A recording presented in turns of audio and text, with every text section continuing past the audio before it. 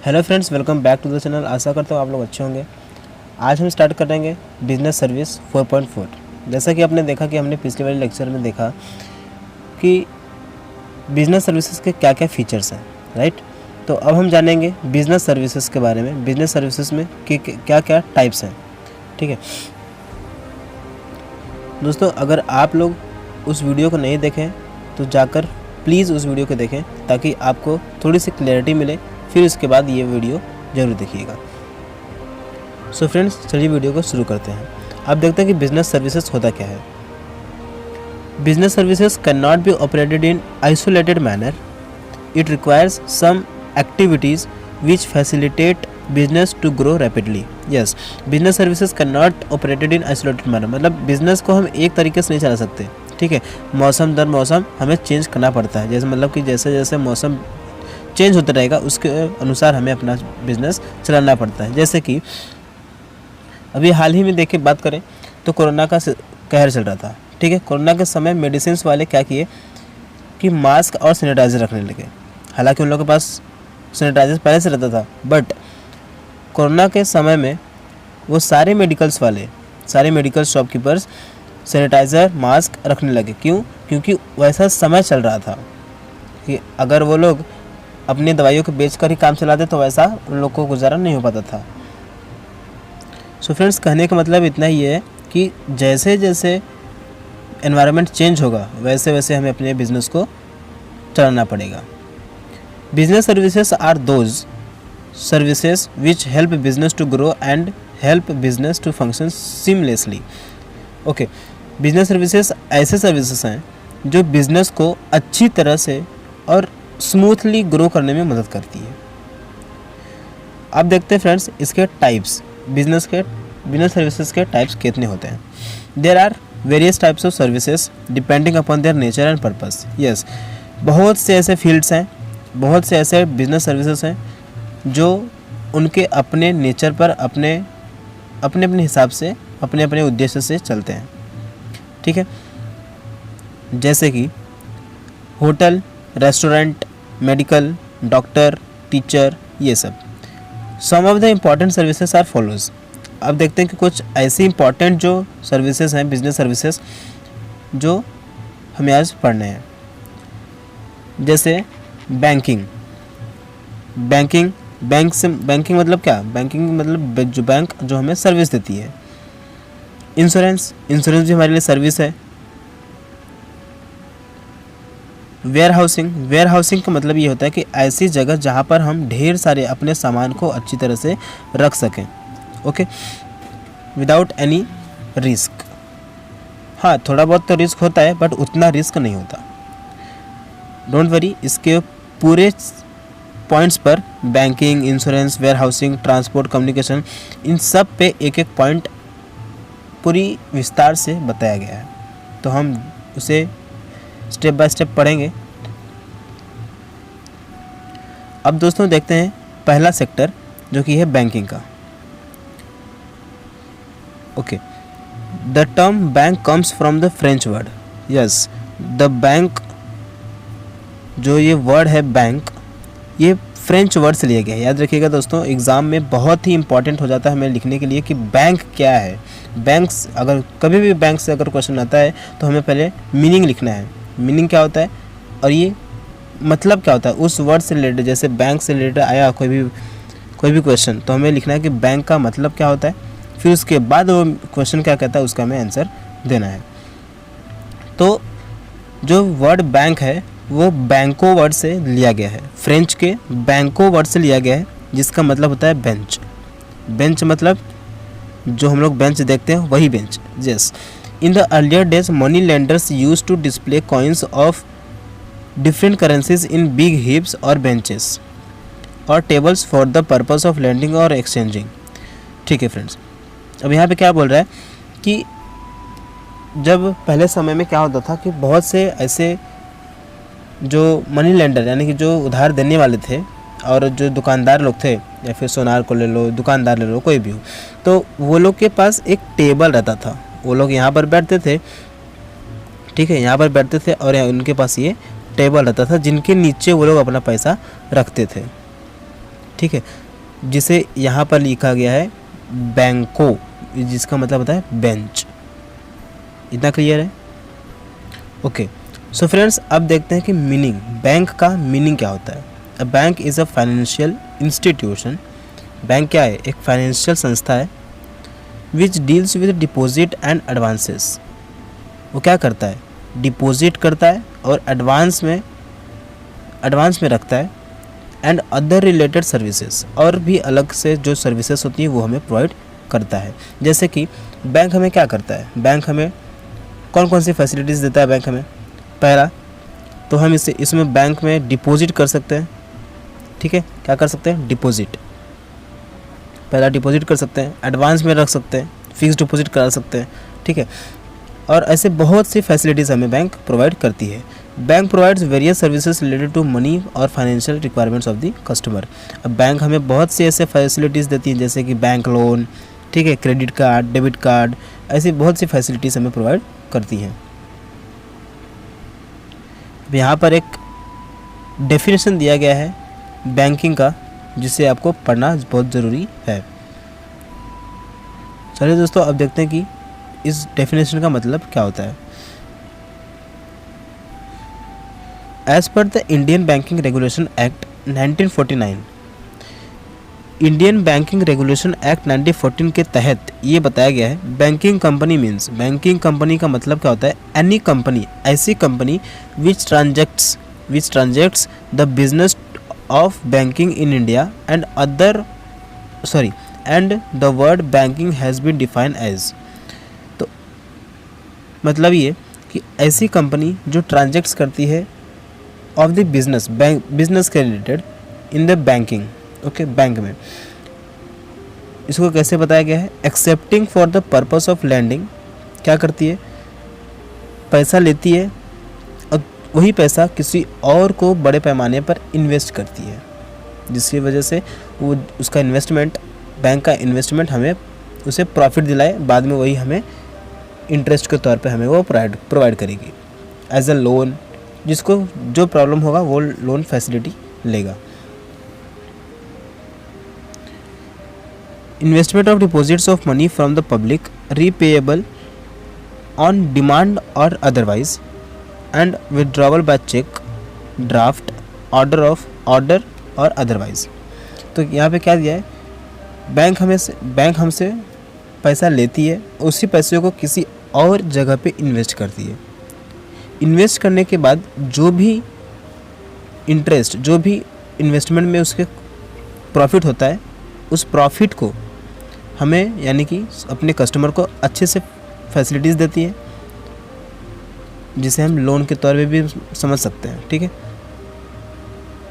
So friends, ये तो थी डेफिनेशन। अब देखते हैं बैंक्स के कितने टाइप्स होते हैं। ऐसे तो बहुत से बैंक्स हैं जिसके बहुत सारे टाइप्स होते हैं, जिसमें से है central bank, commercial bank, cooperative bank, development bank, exchange bank, regional rural bank, saving bank, investment bank, specialised bank. Friends, आपने नॉर्मली तो बहुत से ऐसे बैंक सुने होंगे, नॉर्मली मतलब जनरली सुने होंगे, सेंट्रल बैंक और सेविंग बैंक और करंट अकाउंट, ये अलग होता है, सेंट्रल बैंक और सेविंग अकाउंट। ठीक है, एक्सचेंज बैंक भी सुना होगा कभी, कमर्शियल बैंक भी सुना होगा आपने। तो ऐसे बहुत सारे टाइप्स हैं जिसे हमें आज पढ़ने हैं। तो चलिए आज एक एक करके इन सभी पर अपनी नज़र डालते हैं। यहाँ पे पहला दिया है सेंट्रल बैंक। अब देखते हैं कि सेंट्रल बैंक क्या होता है। Central bank is the apex financial institution. Central bank क्या है? सेंट्रल बैंक एक बड़ी फाइनेंशियल इंस्टीट्यूशन, एपेक्स मतलब बहुत बड़ी, इन बैंकिंग इंडस्ट्री में बहुत बड़ी इंस्टीट्यूशन है, बहुत बड़ी संस्था है। Every country has their own central bank. हर एक कंट्री के पास अपना अलग अलग सेंट्रल बैंक है। In India reserve bank of India, Bharat में reserve bank of India central bank है। इतना क्लियर है? बहुत क्लियर है फ्रेंड्स। आरबीआई हमारे देश का, हमारे इंडिया का सेंट्रल बैंक है, इतना तो आपको पता ही है। The RBI was establish in 1945 नहीं 1935। यहाँ पे 1935 है। गलती से दे दिया गया आपको, प्रिंटिंग मिस्टेक हो गया। और ये बनी थी under the reserve bank of India act 1934। आप अपने बुक में लिख दीजिएगा फ्रेंड कि 1934 में ये बनी थी के तहत, 1934 के तहत एक्ट के तहत ये आरबीआई बनी थी। लेकिन कब बनी थी? इस्टेब्लिशमेंट इसके तहत बनी थी। 1934 में ये लागू किया गया था कि बनेगी, लेकिन इस्टेब्लिशमेंट कब हुआ? 1934 में। 1934 में इस्टेब्लिशमेंट हुआ किसका? आरबीआई का। सॉरी 1935 में। ओके 1935 में आरबीआई का इस्टेब्लिश हुआ, लेकिन 1934 में इसका एक्ट के तहत ये लागू हुआ। ठीक है।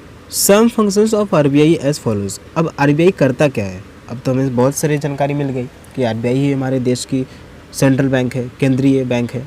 ठीक है, लेकिन आखिर ये आरबीआई करता क्या है? Frames monetary policy.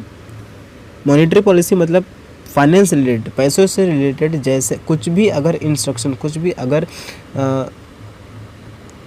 कदम उठाना हो तो आरबीआई ही लेता है। जैसे कि पुराने 500 के नोट और 2000 के नोट बंद हुए।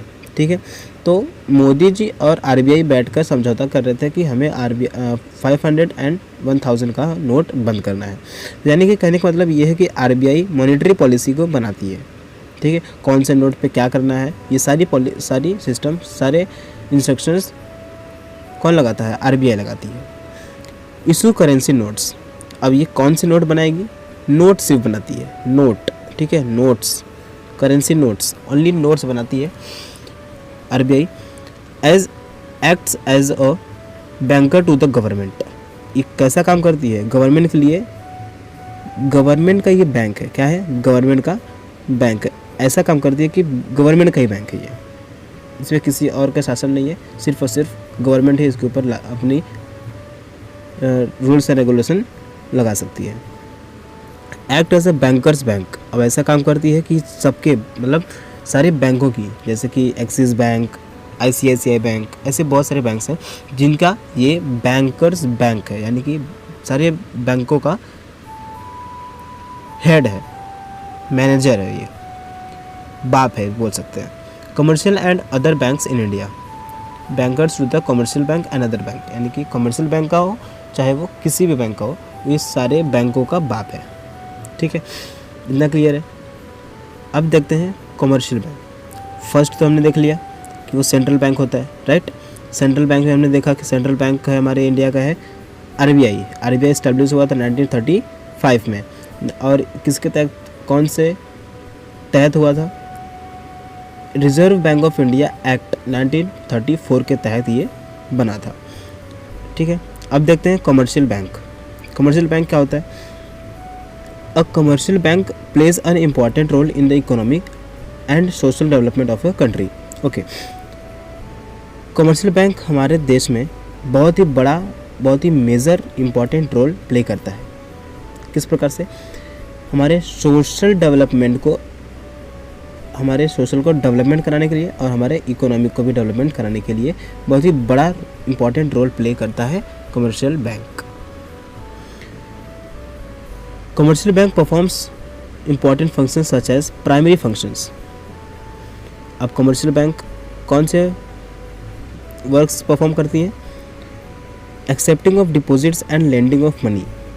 पैसों को लेती है कमर्शियल बैंक, मतलब कि ऐसा बैंक जो पैसा को एक्सेप्ट करे, पब्लिक से पैसा ले और वही पैसा दूसरों को दे। यानी कि जब उसके पास ज़्यादा पैसा हो जाए तो वो अपने कस्टमर को लेंड करेगी। लेंड करेगी मतलब उसे उधार पर देगी, या फिर जिसे हम कह सकते हैं लोन देगी।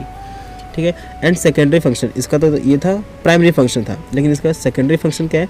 Secondary function is that is agencies function and utility function.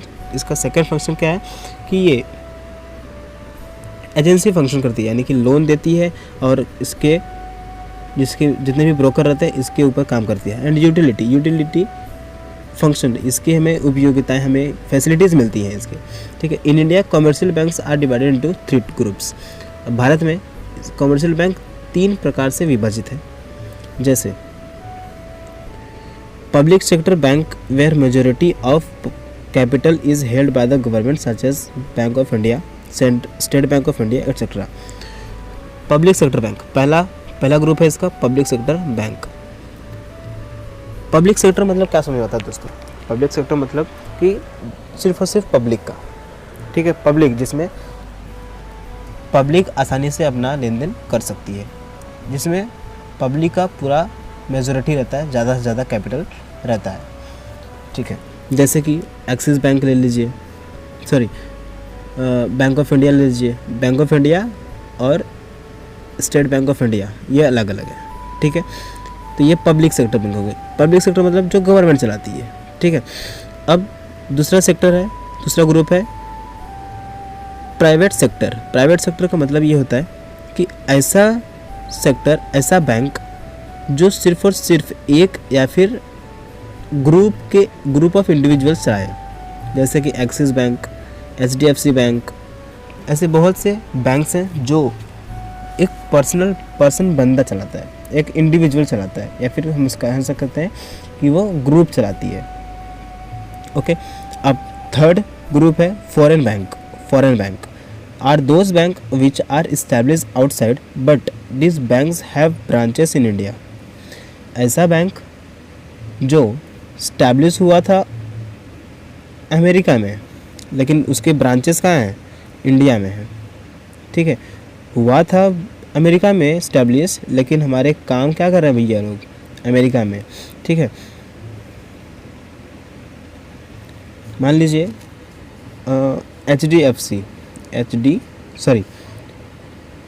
कहाँ गई है? HBFC, HSBC, सिटी बैंक, ये सब बैंक स्टैब्लिश हुए थे अमेरिका यानी कि किसी और कंट्री में, लेकिन इसके ब्रांचेस कहाँ हैं? इंडिया में है, ठीक है, इंडिया में है। मान लीजिए इंडिया का बैंक किसी और कंट्री में ब्रांचेस हैं इसके, तो ये हो गया फॉरेन बैंक्स। यहाँ पे फ्रेंड्स एक नोट करके दिया हुआ है हमें, list down public, private and foreign banks in your area. अब हमें बताना है कि हमारे पूरे महाराष्ट्र में पूरे कितने प्राइवेट बैंक हैं, कितने पब्लिक बैंक हैं, कितने फॉरेन बैंक्स हैं। तो ये आपके लिए एक छोटी सी होमवर्क है, अगर आप करना चाहें तो कर सकते हैं, आपके लिए बहुत ही हेल्पफुल होगी आपको नॉलेज गेन करने में। अदरवाइज़ मैं ये इसका लिंक डिस्क्रिप्शन में प्रोवाइड कर दूंगा। अब दोस्तों देखते हैं कोऑपरेटिव बैंक। कोऑपरेटिव बैंक क्या होता है? In India cooperative banks are registered under the Indian cooperative societies act. Bharat में कोऑपरेटिव बैंक्स कैसे रजिस्टर की जाती हैं? ये कौन कोऑपरेटिव मतलब हम फ्रेंड्स हम पिछले वाले बहुत से ऐसे वीडियो में पढ़ चुके हैं, आपको शायद मुझे याद नहीं है, बट अपने 12th के ही लेक्चर में हमने पढ़ा हुआ है कि कोऑपरेटिव बैंक क्या होता है। कोऑपरेटिव बैंक मतलब ऐसी सोसाइटी जो अपने पार्टनर्स, अपने मेंबर्स को मिलाकर उस सेविंग करे और ज़रूरतमंद के लोगों को लोन प्रोवाइड करे, उसे हम कहते हैं कोऑपरेटिव बैंक, ठीक है। तो ये कैसे रजिस्टर की जाती है? Under the Indian cooperative society act, इसके अंडर इसे रजिस्ट्रेशन करा जाता है। और रेगुलेशन कैसे होता है? Regulated under the banking regulation act, under it was regulated by the banking regulation act के तहत इसे रेगुलेट किया जाता है, लेकिन रजिस्ट्रेशन इसे हमें कहीं और पे कराना पड़ता है, यानी कि Indian cooperative bank society act के तहत हमें रजिस्टर कराना पड़ता है। इसे हम और आप, अगर आपके सोसाइटी वाले चाहें तो मिलकर कर सकते हैं। इसमें कोई इलीगल वर्क नहीं होता, ये आपके सोसाइटी के मेंबर के लिए बेनिफिट है, ठीक है, बेनिफिट के लिए ही है। Cooperative banks are popular in semi urban. जो कोऑपरेटिव बैंक है फ्रेंड्स सेमी अर्बन यानी क्या? जो गांव का एरिया भी हो और शहर का एरिया भी हो, उसे हम कहते हैं सेमी अर्बन एरिया, या फिर रूरल एरिया। रूरल मतलब जो गांव का एरिया हो, ठीक है, उसे हम कहते हैं रूरल एरिया, यानी कि गांव का एरिया, यानी कि वो गांव का शहर, सॉरी गांव का एरिया। अर्बन से सेमी अर्बन मतलब थोड़ी सी डेवलपमेंट वहाँ पे हुई हो उसे कहते हैं सेमी अर्बन।